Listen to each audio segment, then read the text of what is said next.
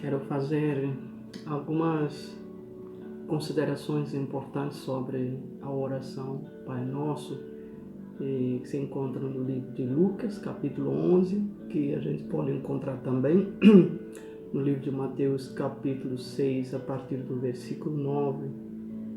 No livro de Lucas, capítulo 11, versículo 1 ao versículo 4, diz assim na palavra do Senhor: De uma feita, estava Jesus orando em certo lugar. Quando terminou, um dos seus discípulos lhe pediu: Senhor, ensina-nos a orar, como também João ensinou aos seus discípulos. Então ele os ensinou, dizendo o seguinte: Quando orardes, dizei: Pai, santificado seja o teu nome, venha o teu reino. O pão nosso cotidiano dá-nos de dia em dia. Perdoa-nos os nossos pecados, pois também nós perdoamos a tudo o que nos deve, e não nos deixes cair em tentação. Essa é a oração que Lucas descreve, uma oração um pouco mais simples em relação àquilo que Mateus vai descrever lá no seu capítulo 6, a partir do versículo 9. A oração O Pai Nosso é uma das orações muito bem conhecida para qualquer pessoa que se diz católica, sabe muito bem essa oração. Por isso, nós, os evangélicos, na maioria das vezes, temos uma dificuldade de fazer essa oração, porque pensamos que é uma oração para os católicos. Mas quando formos olhar o contexto em que essa oração foi preferida ou proferida, poderemos entender de que nós também podemos fazer essa oração. Eu, em particularmente, não vejo nenhum problema. Se temos problema com essa oração, então o que vamos fazer? Tirar essa passagem das Escrituras? Claro que não. Pois uma oração, uma das orações que Jesus ensinou aos seus discípulos. Não vejo, então, motivo para se ter a complexidade de fazer essa oração. Essa oração, como eu mencionei, é uma oração muito breve, mas profunda também, que abrange os aspectos da nossa vida. Muitíssimo importante. Essa oração, ela foi proferida no momento depois que Jesus acabara de terminar a sua oração, que aconteceu num lugar aqui, no texto não diz que aconteceu num lugar não descrito. Imediatamente nesse momento que um dos discípulos, também que o texto de Lucas não revela o nome, e esse discípulo então pede para Jesus lhes ensinar a orar, como então o apóstolo João ensinava aos seus discípulos a orarem. Essa oração nós podemos dividi-la de maneira didática, essa divisão que eu faço aqui seguindo o raio de 3 maneiras para nos facilitarmos a termos uma compreensão didática. Então a primeira divisão que nós podemos encontrar aqui logo no versículo 2, isso é uma oração que se refere a Deus, a quem nós adoramos, porque como diz o versículo 2, quando orares dizei Pai. Então é uma oração que nos instrui a orarmos invocando o nome do Pai. E a segunda refere então às necessidades do cada dia, versículo 3 e versículo 4, que diz o pão cotidiano que nos dá cada dia e perdoar as nossas dívidas, versículo 4, parte A. E a terceira divisão refere-se aos perigos, que disse no final do versículo 4, não nos deixes cair em tentação. Então, essas 3 divisões são importantes para que possamos ter uma compreensão clara e profunda dessa oração proferida por Jesus aos discípulos. Mas nesse momento eu quero me prender apenas nessa primeira divisão. Mas alguns elementos importantes a se considerar, olhando para esses discípulos, talvez eles poderiam até pedir outra coisa, poderiam pedir ao Senhor nos conceda poder, nos capacite para que possamos ser grandes pregadores. Mas esses discípulos não pediram isso, pediram que Jesus os ensinasse a orar. Então, tudo que nós podemos ser na vida cristã depende, antes de mais nada, a oração. A oração é o alicerce, é um dos equipamentos mais importantes na nossa vida cristã. Quando o Wisby argumenta esse contexto, diz que o maior argumento em favor da primazia da oração é o fato de Jesus ter sido um homem de oração. Com certeza, até que claramente Lucas tem mostrado esse episódio, como Jesus tem sido de fato um homem de oração. Ele orou em seu batismo, lá em Lucas capítulo 3, 21, antes dele escolher os discípulos, no versículo 12 do capítulo 6, ele também fez uma oração. Depois que teve uma multidão ali aumentando, em Lucas 5,16, ele ora. E também antes de pedir que os discípulos fizessem uma confissão de fé, declarando quem ele era de fato, em Lucas 9,18, ele fez uma oração. Lá no Monte de Transfiguração, Lucas 9,29, vimos ele orando. Com certeza os discípulos viram Jesus em todos os momentos orando. Então, o que poderiam fazer é pedir a Jesus que lhes ensinasse a orar. Então, isso é um pedido merecido. Eles não poderiam pedir a outra pessoa a ensiná-los a orar que não seja Jesus. Eles viram esse exemplo, então queriam aprender o segredo do poder de Jesus. Ele, sendo filho de Deus, orava. Então os discípulos precisavam entender, compreender esse aspecto. Então, a meu ver, a preocupação desse discípulo, que para outros também é um pedido muito válido. Nós precisamos pedir a Deus a nos ensinar. Pense, pessoas que caminhavam, andavam com Jesus, estão pedindo que o Mestre lhes ensinasse a orar. E para nós, precisamos de maneira urgente pedir a Deus que nos ensine a orar, porque um dos aspectos que faz com que as nossas orações muitas das vezes não seja respondida, como diz Tiago 4,3, é que nós pedimos de maneira errada, por isso não recebemos. Nós gastamos o nosso tempo para a nossa própria vontade. Somos muito centrados em nós. Então, não recebemos porque pedimos mal. Se nós pedimos mal, aí então a necessidade de pedirmos que alguém nos ensine a orar. Essa pessoa é Jesus. E é Ele que pode nos ensinar a orar de maneira correta. Aí temos um modelo a partir da oração Pai Nosso. Mas não tem problema de recitar essa oração como é recitada pelos católicos. Mas, claro, nós podemos orar de maneira amplificada a partir dessa oração deixada aqui para os discípulos e para nós. Então, nessa primeira divisão, a instrução que Jesus dá para os discípulos, como eu falei, essa primeira divisão a que eu vou abordar se refere ao nosso Deus. Então Jesus ele deixou 4 instruções nessa oração.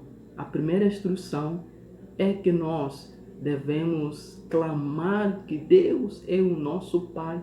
É isso que nos diz o versículo 2. Quando orardes, dizei, Pai. Nós precisamos invocar a Deus. A nossa oração é feita para Deus, em nome de Jesus. Mas precisamos invocar que Deus é o nosso Pai. É uma das características, a forma mais característica que nós falamos com Deus, Pai. Nós podemos ver essa ideia em Gálatas, capítulo 4. Pedro também fala disso, no versículo 1, versículo 17. Então, essa palavra, Pai, já nos disse que quando nós oramos, nós estamos dirigindo a nossa oração a alguém. Essa pessoa é Deus, é o Pai, porque Ele deleita, Ele espera satisfazer a nossa vontade a partir do momento que nós oramos, invocamos o nome dEle. Satisfazer a nossa vontade, isso não quer dizer que qualquer coisa que eu peço me será concedido, mas Ele espera nos atender quando nós de fato invocamos o seu nome, clamando, Pai. Pai, Ele é nosso. Nós precisamos orar a esse Pai que está nos céus. Por isso, quando Jesus disse para os discípulos, em João 14, versículo 27, deixo-vos a minha paz, e essa paz vos dou, não vou lá, dou como o mundo a dá. Isso quer dizer que o mundo nos dá paz, mas a paz que o mundo nos dá não é a mesma paz que Cristo nos dá. Algumas pessoas têm nos saudado paz, mas podemos perguntar, paz de quem? É paz de Cristo, paz de Deus ou paz que o mundo nos dá? Então, vale a pena fazer essa diferença. Paz de quem? É a mesma coisa quando nós falamos Pai. Qual Pai? Pai que está no céu. Quando nós oramos, nós estamos invocando o Pai, que nós sabemos que é o soberano, que está acima de todos os outros pais. A nossa oração deve ser dirigida a esse Pai que está no céu. É isso que Mateus 6:9, parte A, vai falar desse Pai. E a segunda instrução que Jesus nos ensina, ou ensinou aos discípulos, não só eles invocarem a Deus como Pai, mas que eles precisavam suplicar que o nome de Deus seja santificado. E isso está também no versículo 2, parte A. Santificado seja o teu nome. A ideia de santificar o nome de Deus, isso não quer dizer que as nossas orações ou nossas súplicas que vão tornar o nome de Deus santo. Ele já é santo desde a eternidade. O nome dele não precisa ser santo a partir das nossas orações. Mas a ideia aqui de fazer com que o nome de Deus seja santificado é para nós vivermos de acordo com esse nome. Quando nós vivemos uma vida que reflita a imagem desse nome, fará com que as pessoas glorifiquem, exaltem esse nome. E ele continua sendo santo desde a eternidade. As pessoas podem blasfemar o nome de Deus através de nós que somos seus discípulos, como também podem glorificá-lo. Então, essa ideia, nós precisamos suplicar para que o nome de Deus seja santificado através da nossa conduta, da nossa palavra, o nosso agir, o nosso fazer. As pessoas verão um modelo que poderão glorificar a Deus a partir das nossas vidas. Então, essa é uma incumbência, uma responsabilidade muito grande. A nossa vocação envolve isso, a fazer com que o nome de Deus seja glorificado, exaltado, santificado nesse sentido, a partir da nossa vida, para que as pessoas honrem, então, o nome de Deus. E a terceira instrução que podemos aprender a partir dessa oração ensinada aos discípulos por meio de Jesus é para nós suplicarmos que o reino de Deus venha. Isso que ele diz também no versículo 2, parte C. Venha o teu reino. A expressão reino de Deus, ele traz consigo a ideia de senhorio de Deus. A nova ordem das coisas estão fundamentadas por intermédio de Cristo e serão desenvolvidas, expandidas aqui na terra por meio da fé, através da pregação do Evangelho. Onde está o reino de Deus, então está o senhorio de Cristo, onde as pessoas se sujeitam a esse senhorio, então ali está o reino de Deus. Muitos têm dificuldade de dizer que Jesus é o Senhor, mas se torna mais fácil para essas pessoas falarem Jesus é o Salvador, em vez de falar que Ele é o meu Senhor. Então, o meu Senhor que traz essa ideia de reino de Deus, porque se o reino de Deus está onde eu estou, está em mim, então isto quer dizer que o senhorio de Cristo está sobre mim, então eu não terei dificuldade de falar meu Senhor. Alguém pode falar Jesus é o Salvador, mas não está necessariamente dizendo que é o Salvador dele ou o seu Senhor. Uma das coisas que eu achei muitíssimo interessantes, que me lembro até hoje na minha conversão, são as expressões que me conduziram a repetir, por exemplo, perdão dos pecados, aceitar como Senhor e como Salvador. Essas expressões mostram então a chegada do reino de Deus na minha vida, na vida de qualquer pessoa que se submete, que recebe a Cristo como Senhor e Salvador. Jesus mandou os discípulos a orarem pela vinda do reino. Se já tivesse o reino, se o reino já estivesse presente, então não haveria essa necessidade de Jesus mandá-los orar pela vinda do mesmo. Eles precisavam orar, era necessário que eles orassem para que o reino, para que o domínio, o senhorio de Jesus se manifestasse na vida das pessoas e no meio deles também. A quarta e a última instrução que Jesus ensinou aos discípulos, que também serve para nós, é uma instrução voltada para suplicar que a vontade de Deus seja feita.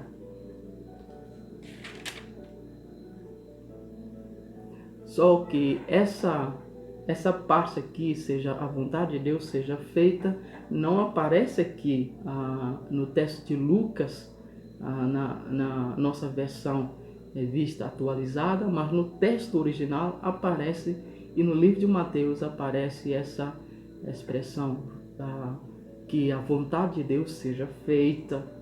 Lucas não traz isso, mas no texto original grego aparece esse texto. Então essa é a última instrução que Jesus deu aos discípulos, nessa primeira instrução que está ligada ao Deus que nós servimos. A vontade de Deus, com certeza, ela já está sendo feita lá nos céus, sem nenhuma discordância, sem nenhuma hesitação pelos anjos do Senhor, desde a eternidade, como obediência. Então, a oração pede o mesmo tipo de obediência da parte dos adoradores aqui na terra. O que Jesus está falando para os discípulos, a vontade do meu Pai lá nos céus está sendo feita. Agora vocês precisam orar para que essa mesma vontade que está sendo feita lá nos céus, que seja feita aqui também, porque lá está sendo feita. Essa vontade pode ser feita aqui por meio da igreja, por meio do povo de Deus, através de mim e a você que professa a Jesus como Senhor e Salvador. Warren disse que a verdadeira oração envolve a responsabilidade de honrar o reino de Deus e fazer a sua vontade. Então, o propósito da oração não é garantir a nossa vontade. Quando a gente ora, não oro falando, Deus, que a minha vontade, mas que a tua. Isso que Jesus disse lá na cruz, que seja feita a tua vontade. Se for possível, afasta de mim esse cálice, mas que seja feita a tua vontade. A vontade de Deus deve prevalecer nas nossas orações, não a minha. Como eu mencionei, nós homens somos muito centralizados em nós. mas essa oração nos ensina a desprendermos de nós, mas a focarmos em Deus. Pelo menos essa primeira parte, porque se refere ao Deus a quem nós servimos. Orar, então, é pedir que Deus nos use para realizar aquilo que Ele deseja, não aquilo que eu desejo. A vontade dEle. Se é a vontade dEle, então que o desejo dEle se concretize. Ó Pai, se for a Tua vontade, faça que seja, faça que aconteça, que seja como Tu queiras, não como eu quero. Para encerrar essa pequena reflexão sobre a oração, Pai Nosso, só vou relembrar aqui aquilo que nós expomos, que aprendemos 4 instruções com relação àquilo que Jesus ensinou aos discípulos. A primeira instrução é que nós devemos suplicar que Deus é o nosso Pai que está nos céus. E a segunda instrução aprendida aqui, que nós devemos suplicar que o nome de Deus seja santificado. Ele já está santificado, mas a nossa convivência, a nossa conduta fará com que as pessoas honrem então esse nome. E a terceira, somos instruídos a clamar que venha o reino de Deus, o senhorio, o domínio de Cristo aqui na terra, na vida das pessoas. E por último, nós vimos que somos os discípulos, nós somos instruídos a aclamar que a vontade de Deus seja feita. E nós podemos fazer uma inversão dessas instruções. Podemos começar de último para primeiro. O último aqui, a última instrução, é a vontade, que a vontade de Deus seja feita. Onde a vontade de Deus é feita, isso quer dizer, ali está o reino de Deus. Onde está o reino de Deus, a vontade de Deus é feita. E onde é feita, aliás, onde o reino de Deus está, isso quer dizer, ali o nome de Deus é santificado. As pessoas honram o nome de Deus, por isso o reino dele vem e aí a vontade dele é feita. Onde o nome dele é santificado também é onde as pessoas invocam a Deus como Pai. Então, quando nós invocamos a Deus como Pai, o nome dele é respeitado. E quando o nome dele é respeitado, o reino dele vem. Quando o reino dele vem, a vontade dele é feita. Essa é a reflexão. Que Deus nos abençoe. Amém.